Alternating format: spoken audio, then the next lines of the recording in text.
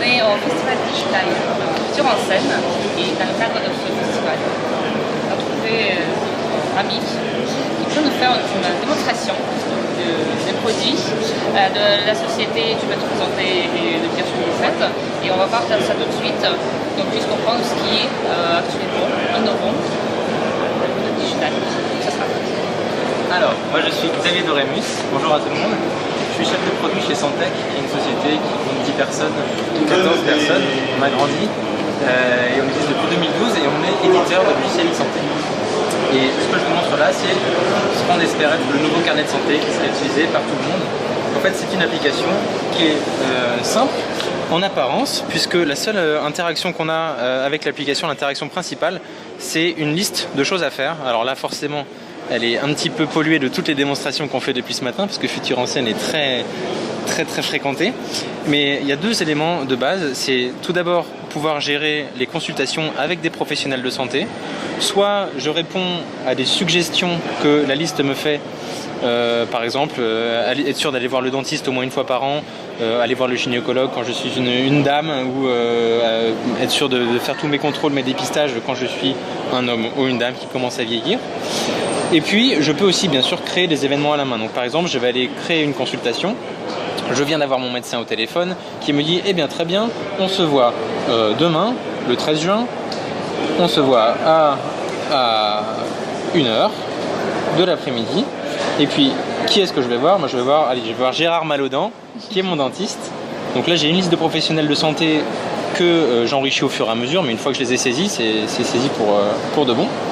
J'enregistre ma consultation et elle apparaît dans ma liste. Et cette consultation va remonter avec l'arrivée de l'échéance pour être sûr que je ne passe à côté de rien. Il y a un deuxième élément qui est pour nous très différenciant puisqu'on l'a observé sur aucune autre application, c'est la partie observation. La partie observation, elle va me permettre de suivre des petits bobos, des malaises, des inquiétudes pendant un certain temps. Alors imaginons que moi j'ai mal à la main. Je vais dire bah hop, ok, j'ai mal à la main. Je vais définir comment j'ai mal, donc qu'est-ce qui a provoqué ma douleur, je ne sais pas trop. Ma douleur, qu'est-ce qu'elle me fait? Elle me tire et puis elle me serre. La sévérité, je veux dire si c'est plutôt moyen, fort, insupportable, on va pas exagérer, plutôt moyen.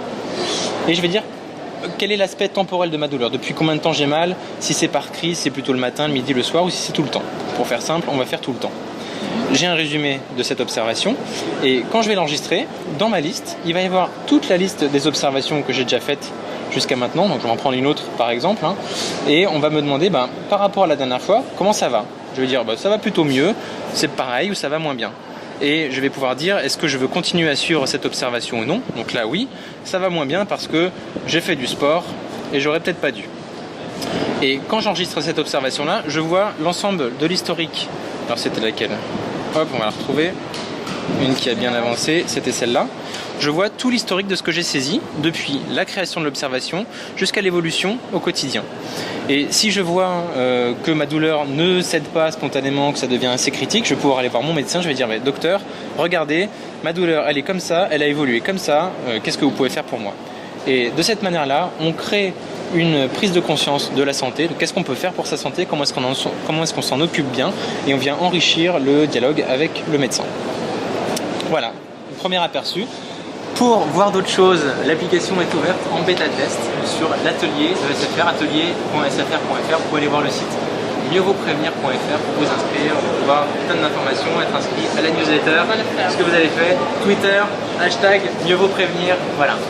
Merci beaucoup. Avec grand plaisir.